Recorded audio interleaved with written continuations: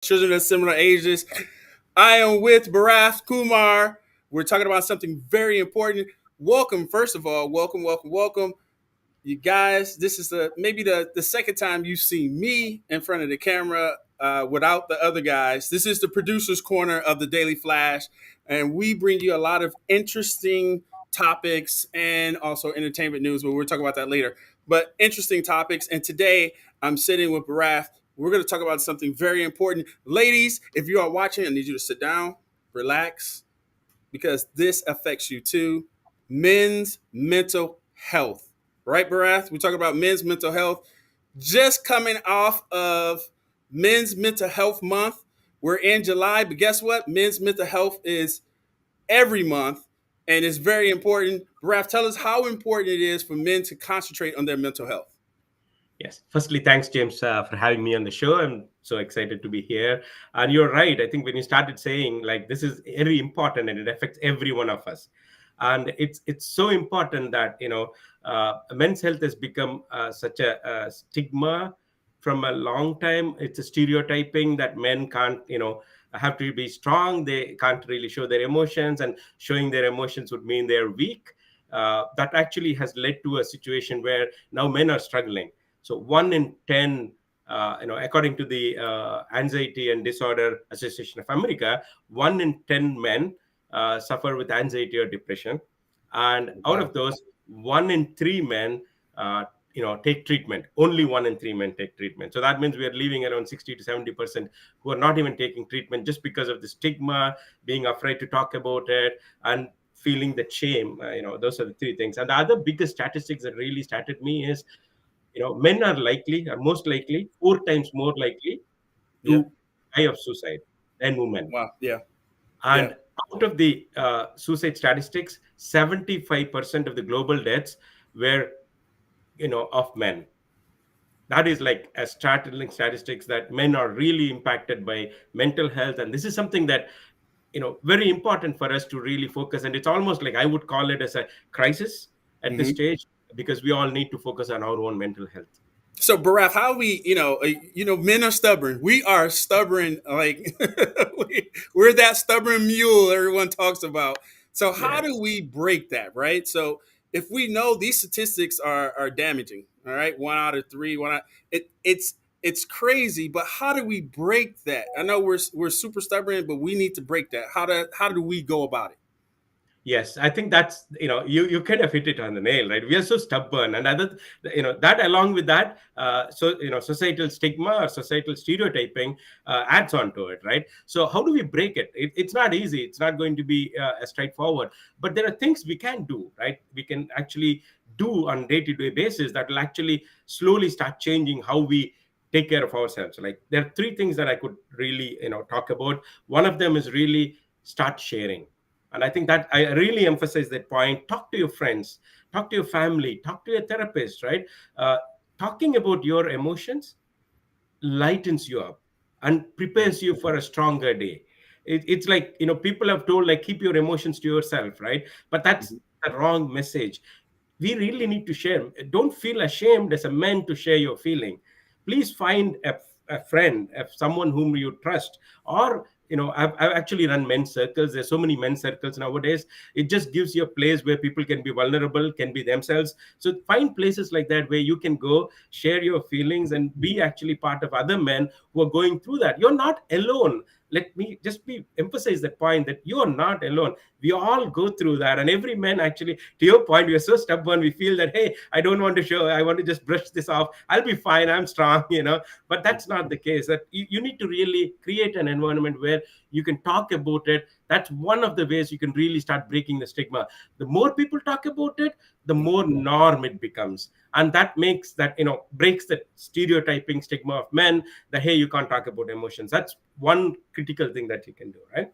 The So, second thing that, yeah, go ahead, uh-huh. James. No, I was going to say, so in essence, guys, we don't have to be strong 24/7. There are opportunities for us to sit back and just be for a moment. You get a moment, guys. I know most of us are taught to be strong all the time. Even when we're at home, we're still strong. But there are opportunities for us to be, not as strong when we're at home and in different areas, like you said, Barath. I get it, but go ahead. What's your second point?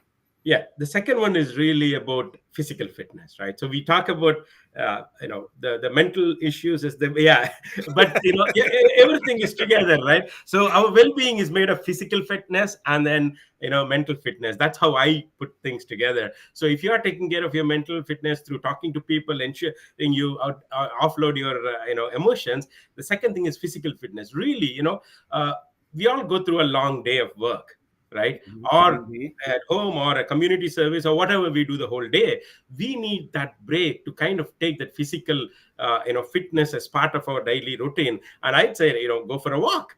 If you in your neighborhood, gather some of your friends, make it a walking time, so that as part of the walk you talk and create that emotional bonding that lightens your emotions. That as we're talking about sharing your mental emotions, right? Or go for a walk, run. If you're really a person who wants to run, put your headphone on and just listen to the music, go for a run. Those two are small things you can include in your daily life, but believe me, that's going to change a lot in your daily lives, because Mm-hmm. the more you do your physical fitness, start sharing your emotions, it is going to lighten your the overall feel of your emotions, right?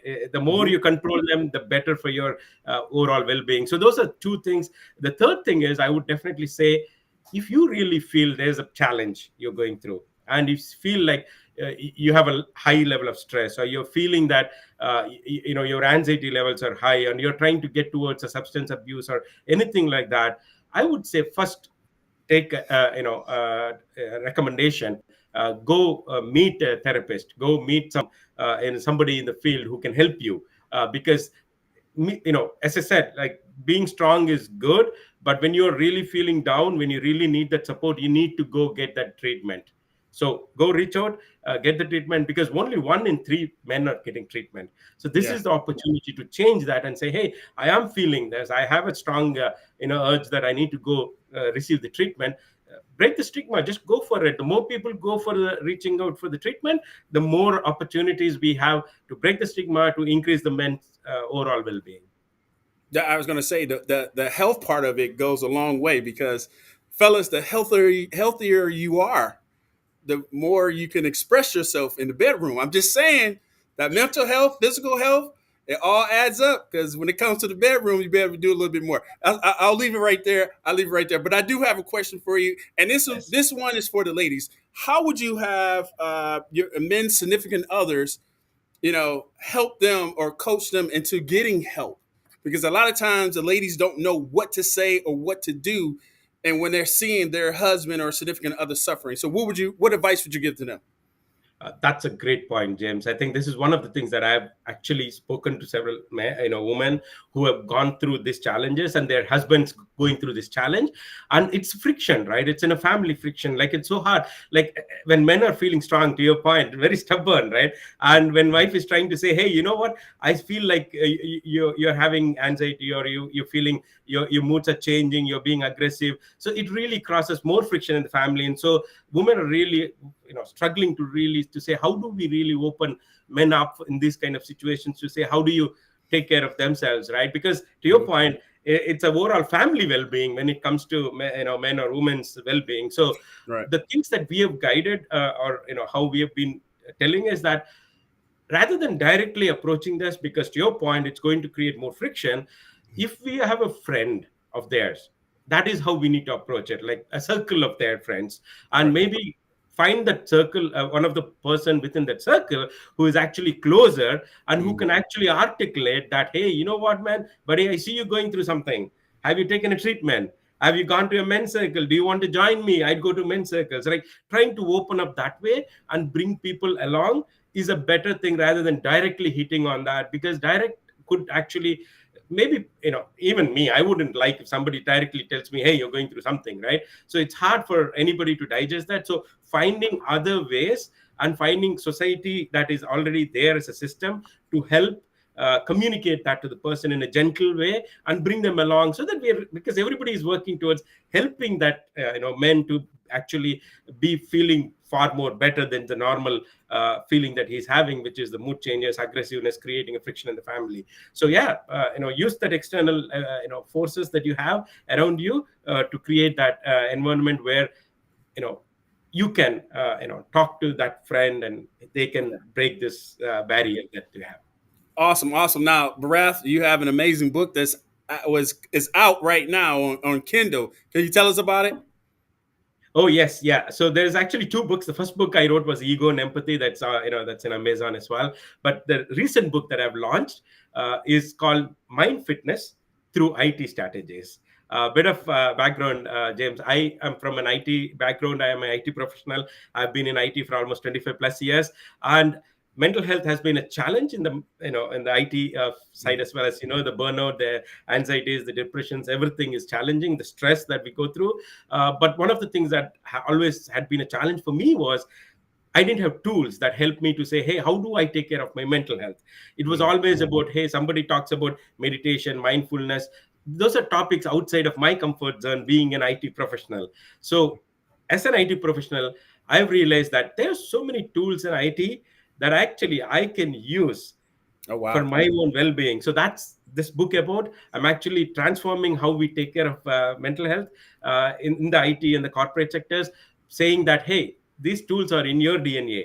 Why don't you just go use them for your own well-being? And this book articulates several steps, several examples of how what are those tools, how you can use on your daily basis to enhance your well-being. Awesome. Thank you, Bharath. Bharath Kumar, Men's Mental Health Month is every month. This is not in June. I know we're in July, guys. Not in June. It's every month. Thank you so much for being with us. This is Producer's Corner for Daily Flash Show. Go to our website, dailyflashshow.com. You'll find more information, especially in your entertainment news. We're about to get to that a little bit later. But thank you, Bharath, for joining us all the way from the West Coast. Where Seattle, right? Seattle, yes, yes. All right. Seattle. Hopefully, we can get your basketball team back out there. You need the Oh, Sonics yes. back. All right. Shout out to the Storm, Seattle Storm. All See, right. Thank you so very much. We got to go. Thank you. Until next time, Bharath, we're going to invite you back, and we'll talk a little bit more about mental health. Okay. thanks, James. Thanks